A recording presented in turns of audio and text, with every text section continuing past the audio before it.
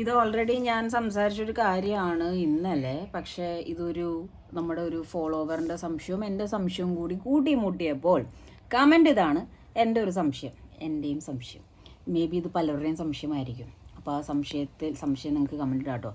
ശരിയാണ്, 13 തവണ panic attack വന്ന് ഗബ്രി പറയുന്നു എന്ന് ഗബ്രി പറഞ്ഞ് ഫുൾ ടൈം ലൈവ് ഞാൻ കണ്ടത് ഒരു തവണ മാത്രമാണ്, ഞാനും മച്ചാനും. അന്ന് ഗബ്രി മെഡിസിൻ കഴിച്ചു എന്ന് പറയുന്നു. അന്ന് സൈക്കോളജിസ്റ്റിനെ കാണാൻ പോയ ഗബ്രി അരമണിക്കൂറിനുള്ളിൽ ഓക്കെ ആയി തിരിച്ചു വന്നു. യെസ്, ഓഫ് കോഴ്സ് ഒരു മെഡിസിൻ കഴിച്ചാൽ ഒരു സമയം വേണം ഓക്കെ ആയിട്ട് വരാനായിട്ട്.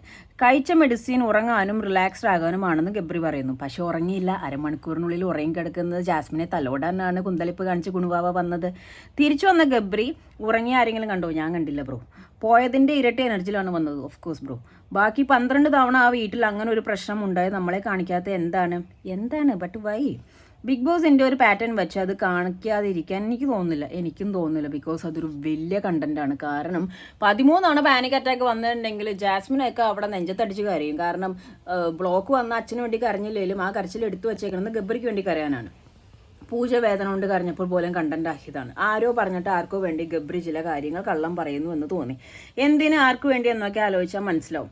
എനിക്ക് മനസ്സിലായിട്ടില്ല, ഒന്ന് വ്യക്തമാക്കേണ്ടതാണ്. വേറെ ആർക്കെങ്കിലും മനസ്സിലായിട്ടുണ്ടെങ്കിൽ ഒന്ന് കമൻറ്റ് ചെയ്യുക. ഗബ്രി പുറത്ത് വന്നിട്ടുള്ള ഇൻ്റർവ്യൂ ഒക്കെ ഭയങ്കര ക്രിസ്റ്റൽ ക്ലിയർ ക്രിസ്പി സംഭവമാണ്. കാരണം എന്ന് വെച്ച് കഴിഞ്ഞാൽ പ്ലാൻഡ് ആണ് ആൾ പുറത്ത് ആൾക്കാരോട് എങ്ങനെ സംസാരിക്കണം, എന്ത് ചെയ്യണം എന്നുള്ളത്.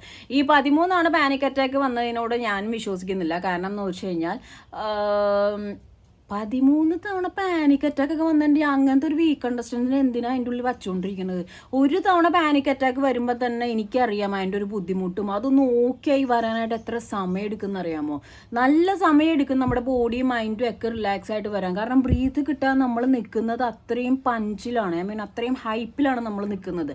അപ്പോൾ ഈ 13 തവണ കൗണ്ടും ഈ പുള്ളിക്കാരൻ പറഞ്ഞ മാതിരി തന്നെ മരുന്ന് കഴിച്ചു വന്ന ഗബ്രി പെട്ടെന്ന് ടയേർഡായി പോവും. ബോഡി പാനിക് അറ്റാക്ക് വന്നിട്ടുണ്ടെങ്കിൽ നമുക്കൊന്ന് എണീറ്റ് വെള്ളം കുടിക്കാനൊന്നും മിണ്ടാനുള്ള ഇതുപോലും ഉണ്ടാവില്ല. അപ്പോഴാണ് ഈ മഹാൻ വന്ന് പറയുന്നത് 13 തവണ ഞാനും മെഡിസിൻ കഴിച്ചു വന്നു എന്ന് പറഞ്ഞു. ഈ പുള്ളിയുടെ കമൻറ്റിനോട് ഞാൻ വളരെയധികം യോജിക്കുന്നുണ്ട്. പിന്നെ ഫോണൊന്നും നോക്കിയിട്ടില്ല, ഫോൺ നോക്കണം എന്നാലേ ബാക്കി കാര്യങ്ങൾ അറിയുള്ളൂ എന്ന് ഗബ്രി ഇന്നലെ പറഞ്ഞത്.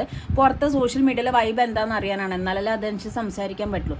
ആൻഡ് ബിഗ് ബോസും ഈ 13 തവണ പാനിക് അറ്റാക്ക് വന്നിട്ടുണ്ടെങ്കിൽ എന്തിനത് മുക്കി, അത് കണ്ടന്റ് ആക്കാഞ്ഞേ? അതല്ലെങ്കിൽ 13 തവണ പാനിക് അറ്റാക്ക് വന്നിട്ടും ഹോസ്പിറ്റലിലോട്ട് കൊണ്ടുപോവുക. ഒരു തവണ പോലും ഗബ്രി ഹോസ്പിറ്റലിലോട്ട് കൊണ്ടുപോകാൻ കാര്യങ്ങളൊന്നും ഞാൻ കണ്ടിട്ടില്ല.